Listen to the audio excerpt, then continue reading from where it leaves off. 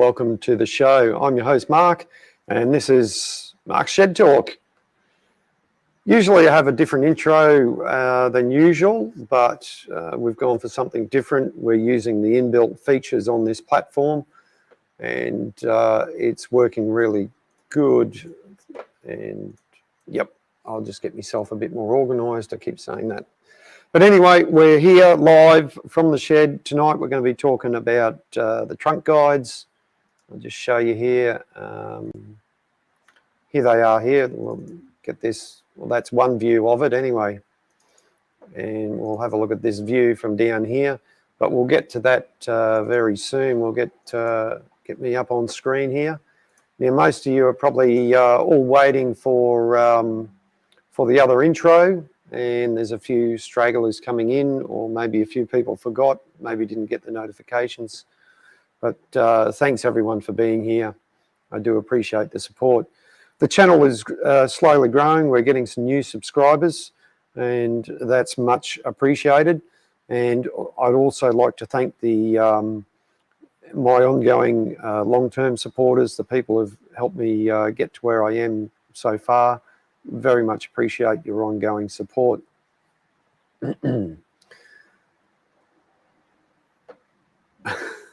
Poor fish. Did I miss something, Emma? The shed dogs have been in and out. You can see the paw prints on. It's raining here at the moment. Not raining hard, but just constant. And it's a bit of a pain. The shed dogs have been in and out, and they may even come back again. They're absolutely dirty. The other one, Shed Dog 2, is eating mud, dirt. It's just driving us crazy. Digging holes, eating dirt. Maybe it's trying to find, maybe he's trying to grab all the ants that are coming up from the ground.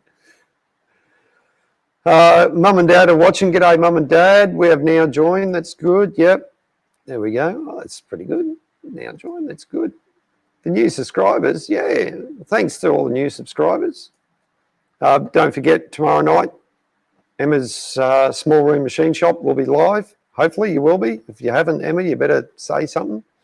And with that, I will jump over. We'll give you an update on what's going on. We're not only going to talk about the trunk guides tonight. They're part of the steamroller that make it all work. It's just another part. But we'll give you an update on the tender. And we'll flick over to a photo or a couple of photos. And thanks to my work, here we have the tender sitting in the fabricator's shop, boilermaker shop, getting some work done. You can see some other equipment in the background getting work done. The tilt, in fact, that's the tilt tray that we brought the roller home with you know, or almost 7 years ago now. And I have to be very thankful for my work for helping me out. So we'll just scroll through a few photos here. And this one here shows you just another view of cutting the rivets off. And what I've found is, with the advice from the fabricators, we got two of them at work at the moment. One's retiring soon, and the other bloke's stepping into his role. I'm using a gouging tip on the oxy, and yes, before anyone says anything, that is a plastic pellet. It's caught fire a little bit. Throw a bit of water on. It's all right, so don't panic. There you see the gouging tip. The gouging tip's doing a perfect job because it's just angling. It's got that little bend in it. And what we're able to do is take the head off the rivet without cutting into the plate. Now, the photo, if you look down towards the bottom where you can see the foot plate, that's where you stand and actually drive the engine.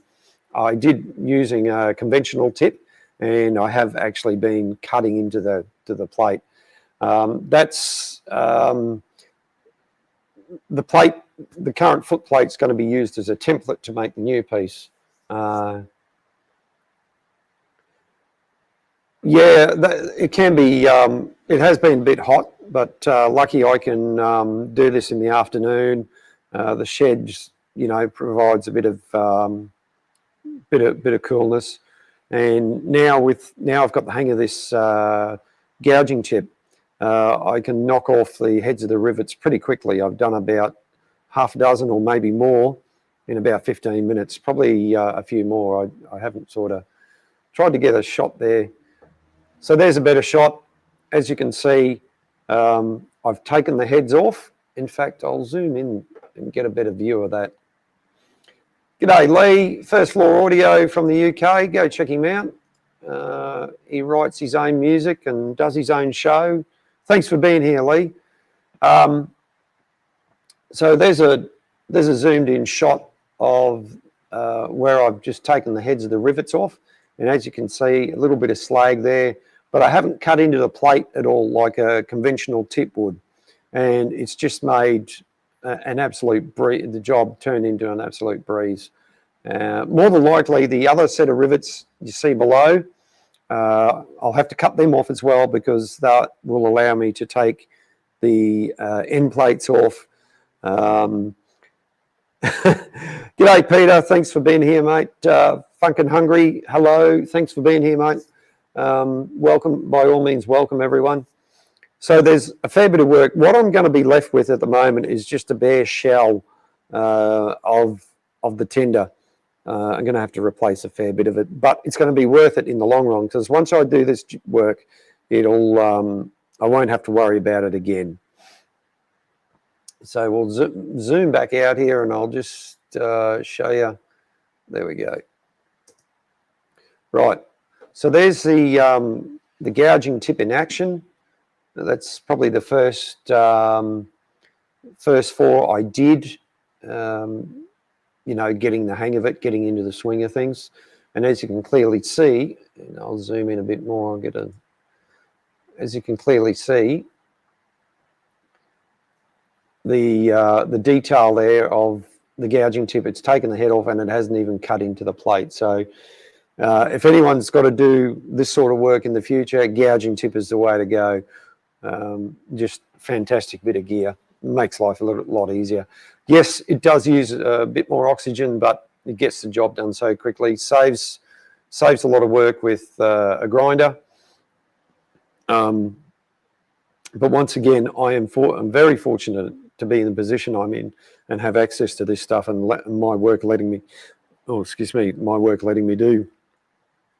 Oh, bugger. My work letting me do this sort of stuff. So that's it on the tender front. There's the shed dogs. There they are. Shed dog number 2. He's been neutered or desexed, so he had to have the cone on. We're supposed to keep him quiet for the next 2 days, and he's just bounding around like there's no tomorrow. So and he's recovering well. All right, so we'll stop sharing that and we'll go we'll bring it back to me and here we go. Bring it back to me. It's all about me, of course. Not really, serious, just joking. As you can see, we are broadcasting live to YouTube and Facebook. I think Mum and Dad are watching over on Facebook and hopefully a few other people. Thanks everyone for joining in. Yeah, gee, he's knackered all right. On the workbench front, as you can see, I haven't done much there. I've had a few things on the go, doing a few things around here. I know I said that in the past few streams, but that's just the way it goes. Other things take priority sometimes, so I do what I can and do what I have to. So, all right, so we'll jump over to yes, Peter. That's certainly what I'm learning, that they are doing an absolute fantastic job.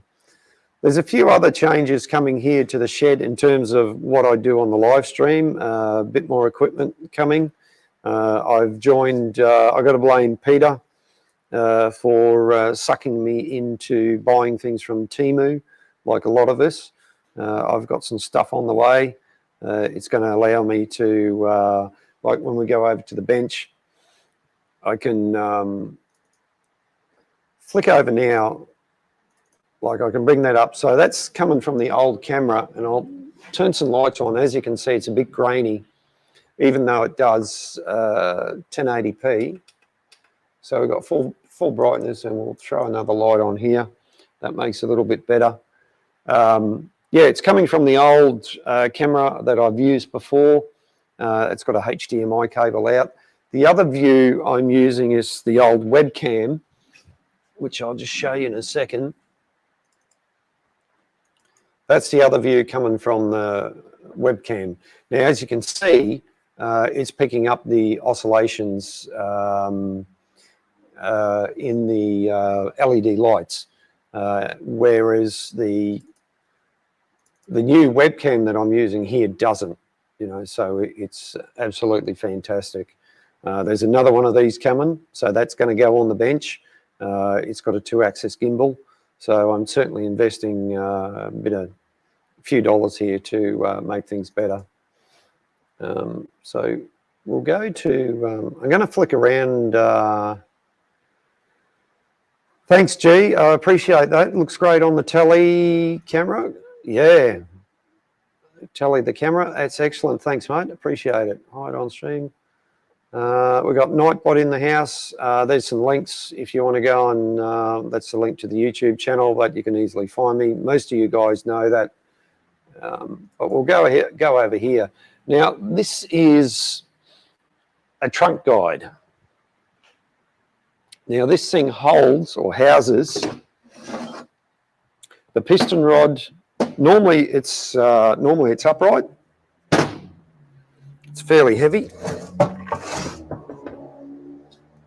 Now, there we go. Normally it sits, whatever. Sits upright on the engine. It's bolted to the back of the cylinders. And what it does inside here is the piston rod, which is connected to the piston, and also the little end, or where it connects to the motion to make everything turn. The piston rod is there as well. I probably should have left it laying down. Now, there is a gasket. That's the gasket there that I'll need to make a new one to go back on this face. I haven't touched these since I pulled them off. They've been moved around and sitting on the floor waiting for their turn to be worked on. And a rainy day such as this is the ideal time to, we'll just adjust that camera a little bit more. It's probably not gonna cut it. I haven't had these sandblasted yet. The reason is inside here is a machine surface. I could tell the sandblaster not to touch it. I could also put some masking tape on there and he would stand further back, that sort of thing. But this is probably a job, take a bit of time with, do with some paint stripper or something like that to get all the crap off, wire wheel, angle grinder, that sort of thing. So let's lay this down. We'll give you, can't exactly, in fact, what I can do is I'll switch over to the other camera again and we'll get an up close and personal view. Dan Shed, g'day Dan, welcome. So we're going to go to this one here. And now, for those of you that suffer from motion sickness, just stand by because I'm going to, righto. Now, I'll try and do my best. Right. So what we're looking at here, as mentioned before, this bolts on to the back of the cylinder. Let's get away there. And that's the piston rod there. Let's go up and over. And I haven't given myself enough cord. There we go, that's a bit better. A bit more cord. Hang on, I'm all tied up. There we go, a bit more cord. Right. Now, I know this doesn't, yeah, look, I'm all over the place and I know I'm not doing it justice here. But this is the gland follower. Inside there is graphite rope. And what that does is creates a seal around the piston rod. Now, over time, with steam engines, especially when they sit in for a long time, so that's a point of friction on a steam engine, and these are lubricated. However, it can actually chew into the shaft. Now, I was having a look at this before, and up here we can see some very slight pitting and necking of the shaft. Now, you probably can't pick that up too well. See if I can change the angle. Yeah, it's not picking it up as well as I thought it would. So, in fact, that's pretty good compared to what I've seen. However, I do need to separate the piston rod from this piece here, the little end. And this has been together since it was made back in 1926. So it's well seated on there. It's also a tapered fit. Usually I do have the wedge. There's a wedge that goes in there that keeps it in place. I have hit it with the hammer, but these things, because they're so well sealed, the fit is so good that these things hold on for dear life. So I'm going to have to, it's one of those jobs that I'm going to have to play with, might have to put a bit of heat on, all that sort of thing. So this particular, I'll go back over here, I'll put this down.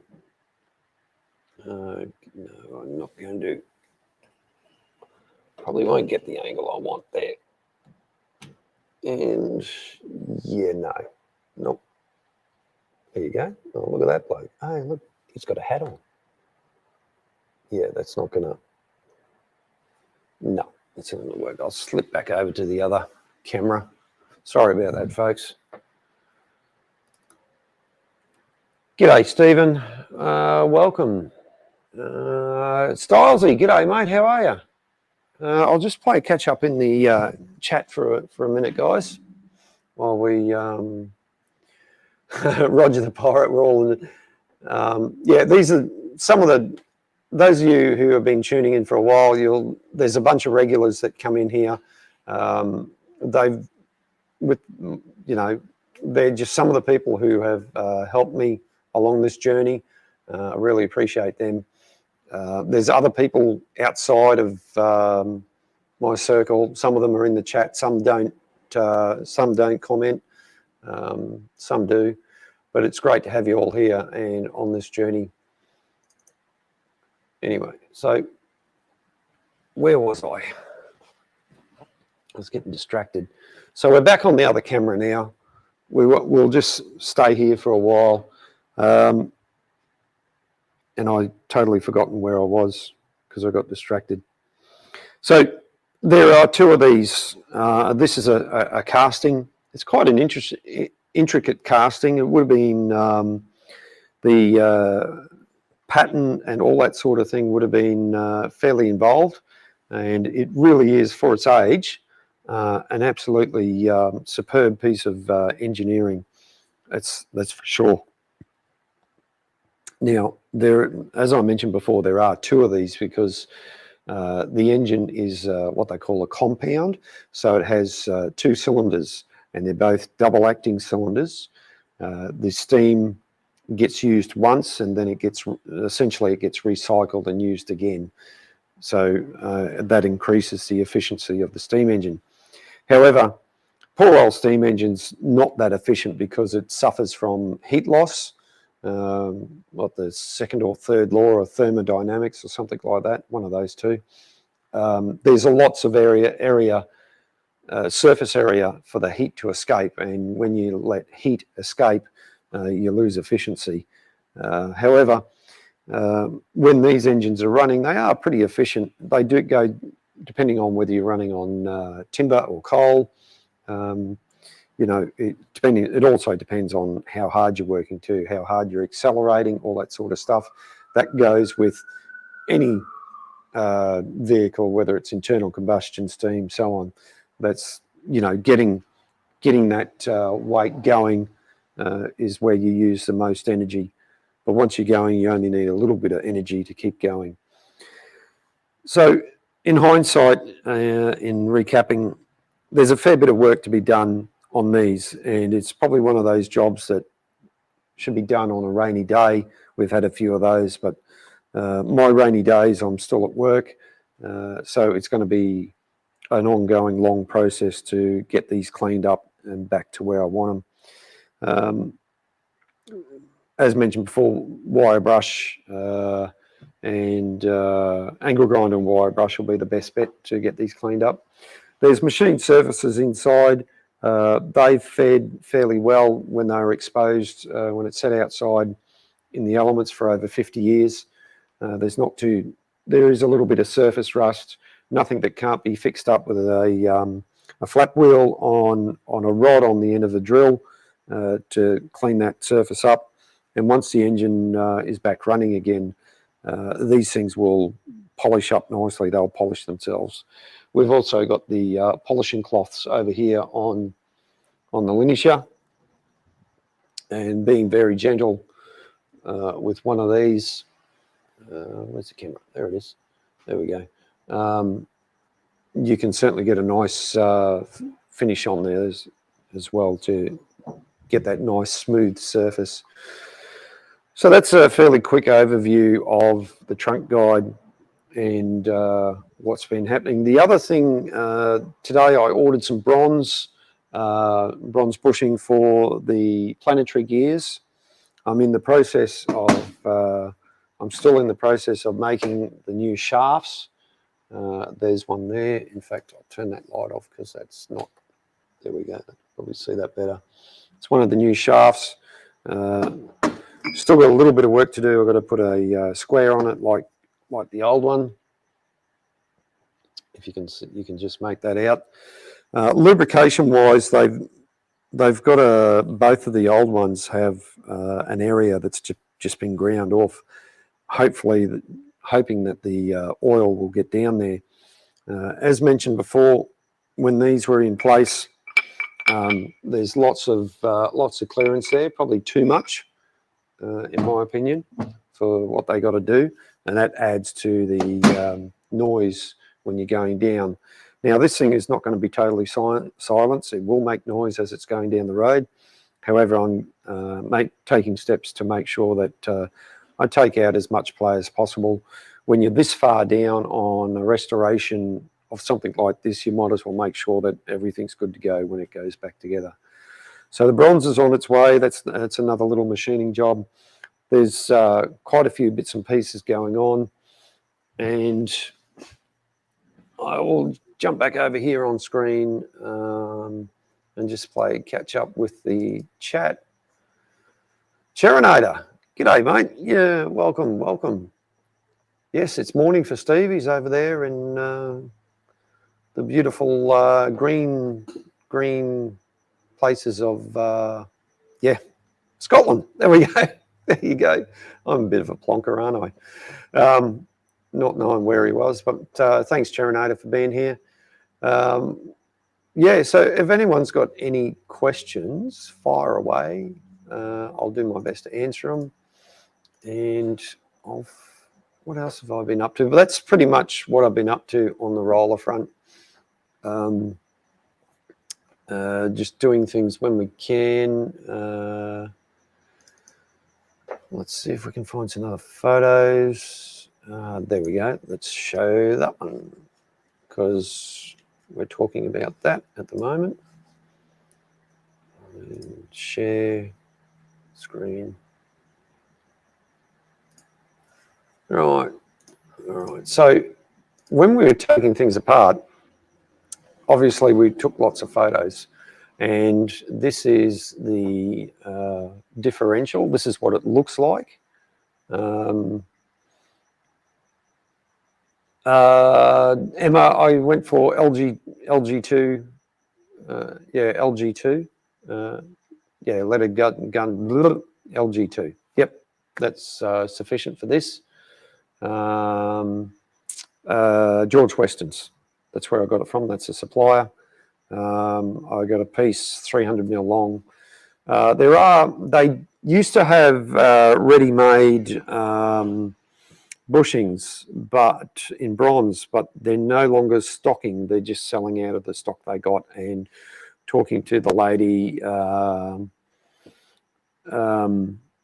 today, yeah, they didn't have the sizes I needed, unfortunately. Otherwise, it would have been a great way to go, because it's a fairly cheap option. It's a real shame that they're not doing it, but anyway. Yeah, Dan, LG2 is a standard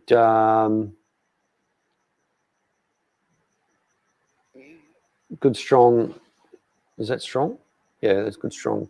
I thought they talked about brass, Emma, in their good quality brass that they used in everything. But anyway, so on screen now, which has been on screen for a while, is the differential. That's what it looks like when it's in place. As you can see, the gear guard, there's a bottom half and there's a top half. Not for valves in the pump, Mark. Okay, no worries. We use something else. Brass or bronze? Which bit? Good, says good strong gunmetal. Yeah, right. Yeah. They, I'll have to look that up anyway. So this is the, according to the Fowler drawings. Yes, it's on the drawings.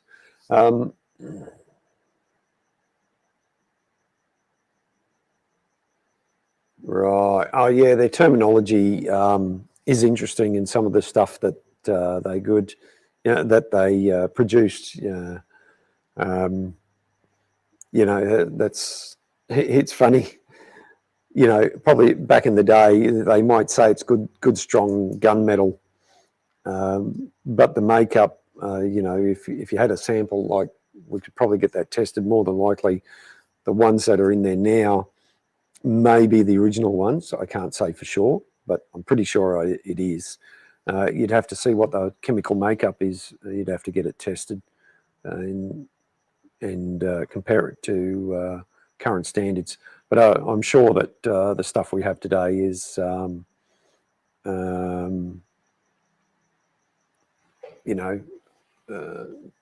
to a better standard than what it was almost 100 years ago. But I could be wrong. Anyway, getting on to the differential. This is what it looks like on this particular engine. On other engines, it'll look very similar. Some engines didn't have a differential at all. This is the way this one looks. And as you can see, it's covered in crap and so on and so forth. Now, lubrication-wise, there's no actual way to get lubrication into these, and they just relied on whatever was picked up and splashed around. So I know my friend Gary, he's modified his and put a grease nipple in the end but you need to get the engine in a particular spot. That's not all that difficult.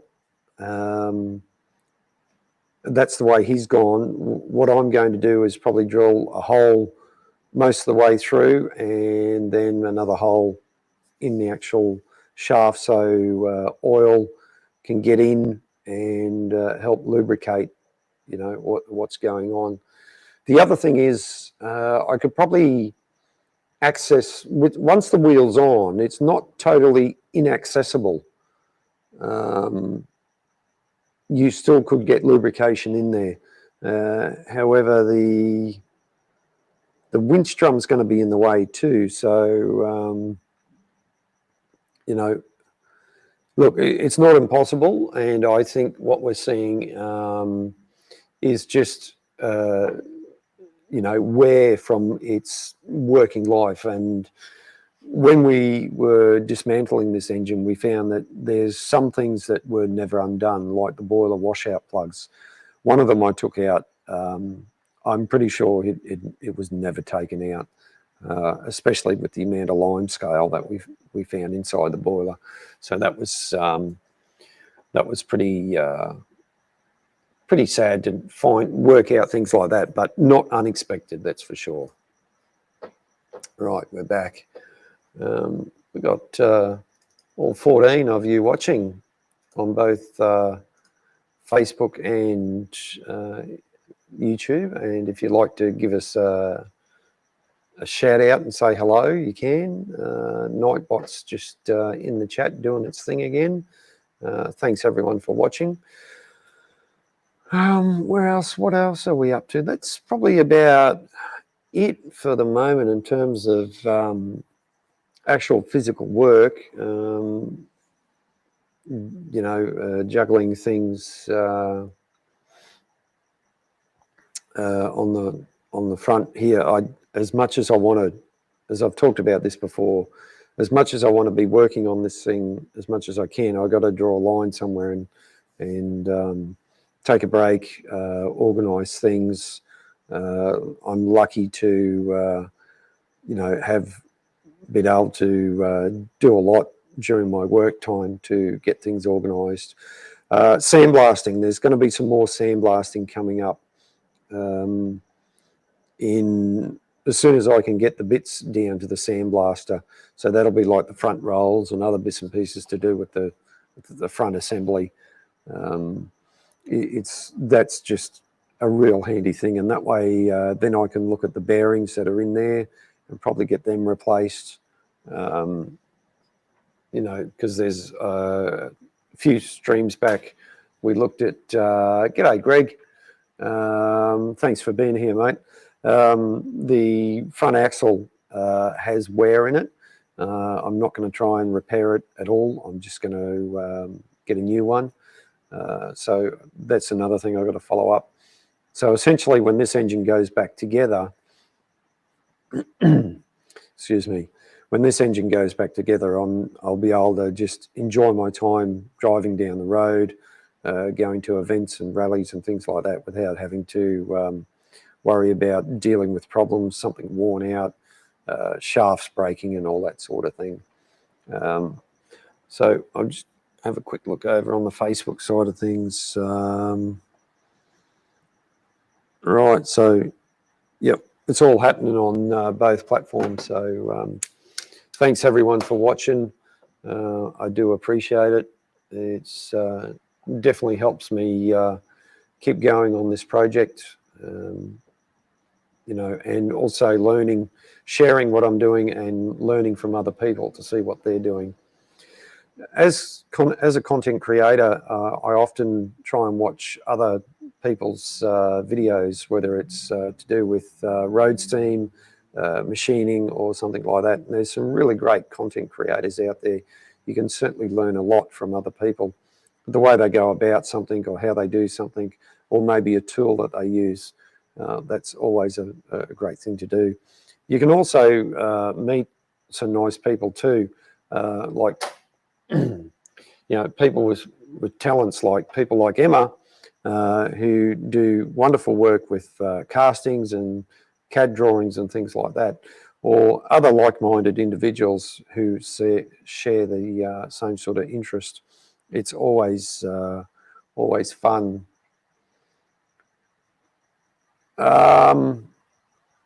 Greg, originally it's probably just mild steel. The best Fowler's stated that they had their own mild steel, which was of good quality, or their special blend. I am more than likely going to grab, I've probably got a off-cut from work of a piece of 4140 or 1020 bar. I'm not sure exactly, or even a bit of 1040 bar. I'm not exactly sure what it is at the moment until I get my hands on it. Whatever it's going to be, it'll sufficiently do the job, that's for sure. Yeah, so it's just great. It's just getting all this organised and all that sort of thing. Greg, I know you're doing some great work on your restoration, and you're probably in the same boat that I am, that you got to balance work and family life and things like that. So, but happy to answer any questions at any time. If you think of it later on, you can send me a message offline through Facebook or YouTube. It doesn't matter which one. What else can we show you? Yeah, that's probably about it for the moment. In fact, where is it? Just where is it? I guess righto. Right. If anyone, I've virtually run out of things to say because I probably talk so quickly. I'll put the link into the chat there. If anybody wants to jump on and come on and have a chat, you're most welcome to. If not, I might just find a video to play here, which I should have done organised. Mainly, it's all the same stuff, similar sort of stuff you've seen before.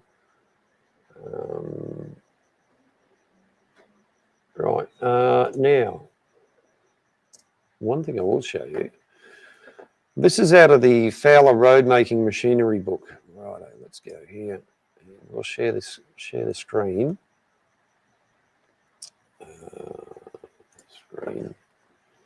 Now, we've talked about this before, and Emma's making similar sort of valves at the moment. I'll zoom in. If you haven't got this book, I highly recommend you get it, even if you haven't got a Fowler engine. It gives some great details.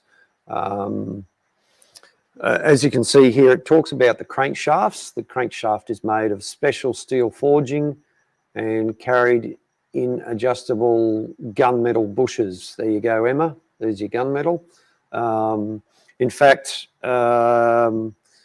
the bearings, the main bearings on the Fowler rollers or Fowler engines are in 4 pieces. So each one can be individually adjusted or shimmed, depending on how you want it. When we, oh, excuse me again.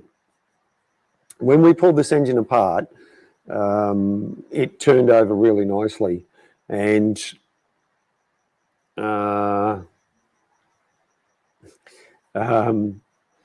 you know, and there was very little wear inside the actual bearings, the main bearings.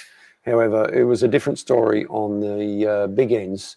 The big ends had some pitting from being outside. They weren't covered in any way. So I had to get the crankshaft machined. 2 different sizes on the big ends, but nothing that can't be sorted out. Katie, I only realised that on top it says Facebook. Yeah, mate, that's all right. That's not a problem. Oh, fact book. Yeah, fan book.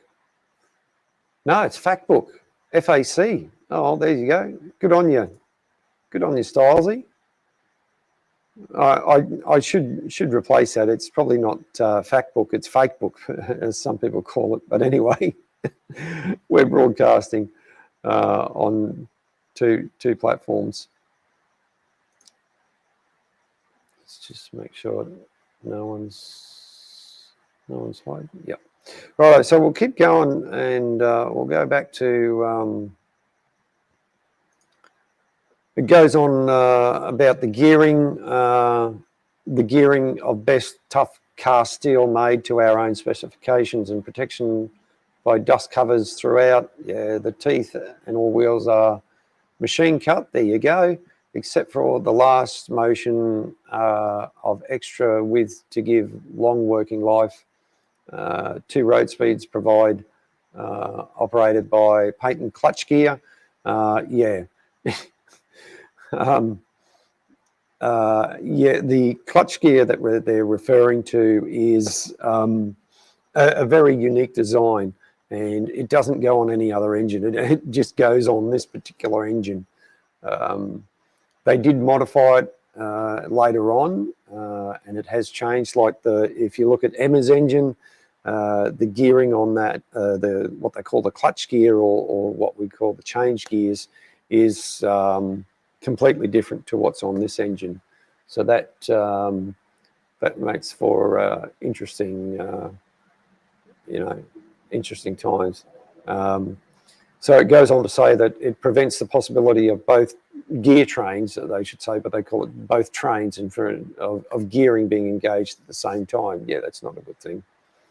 Going down to the feed pump. Feed pump is of gunmetal fitted with improved mushroom valves and means of regulating the feed to feed. When they say regulating the feed to the boiler, it's the feed water. You need to, the device on screen is a one-way valve that you need to put water into the boiler without the steam coming back under pressure. The clack box, that's because that's what they're called, because they make a noise when they close.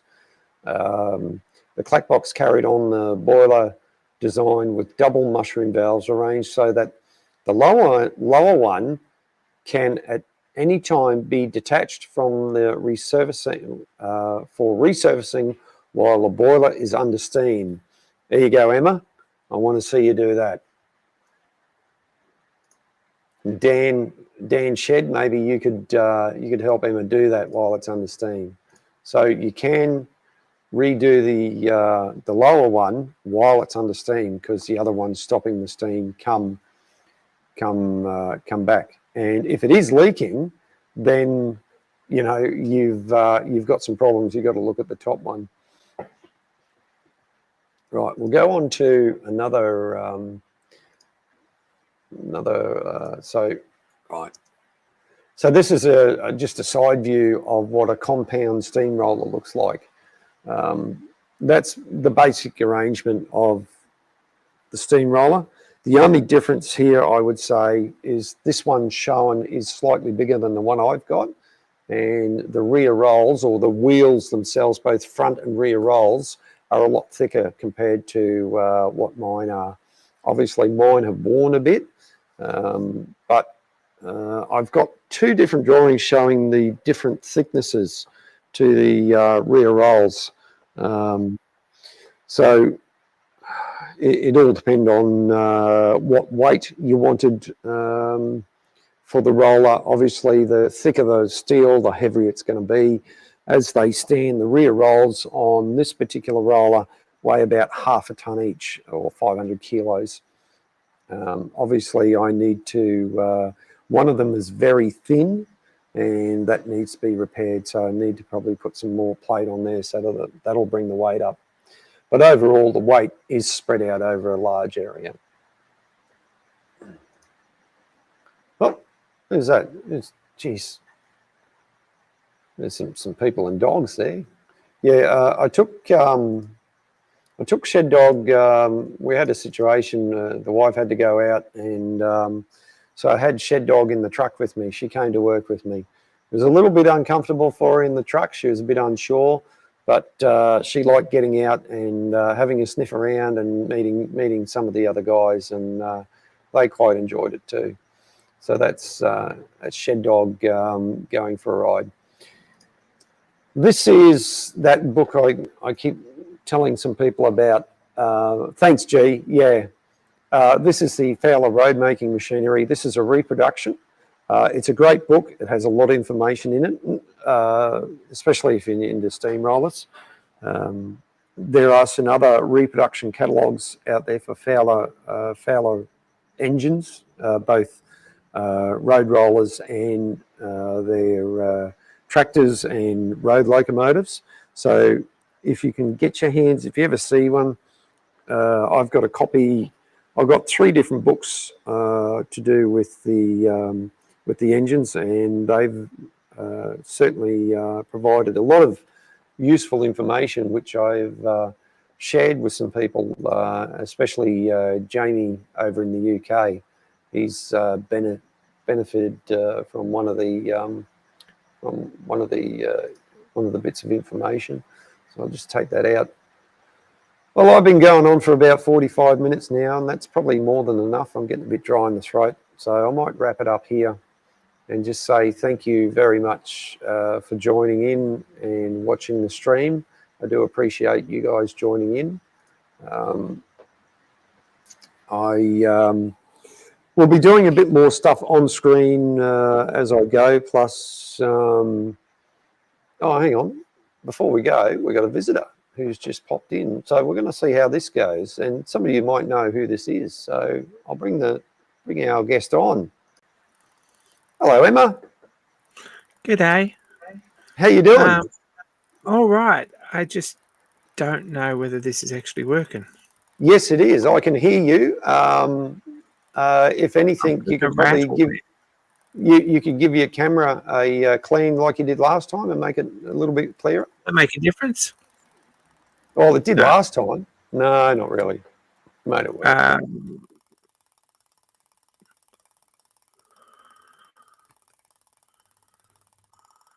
Yeah.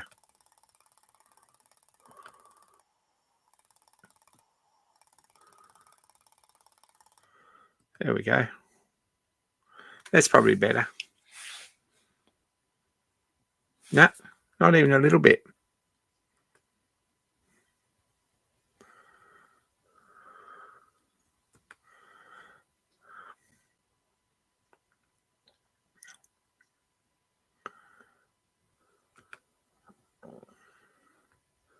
Is that better? No.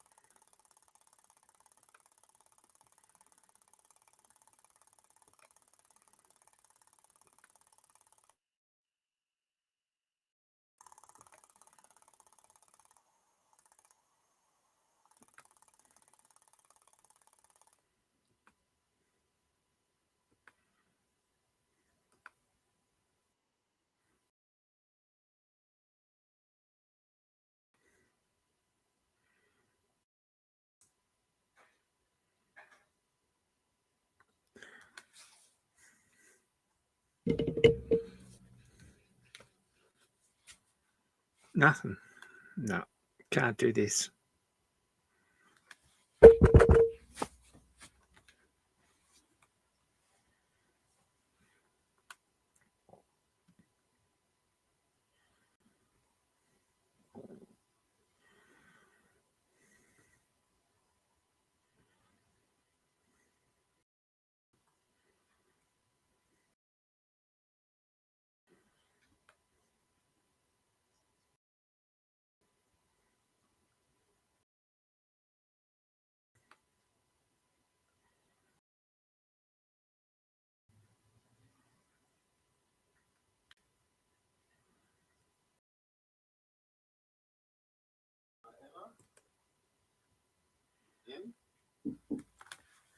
Yeah.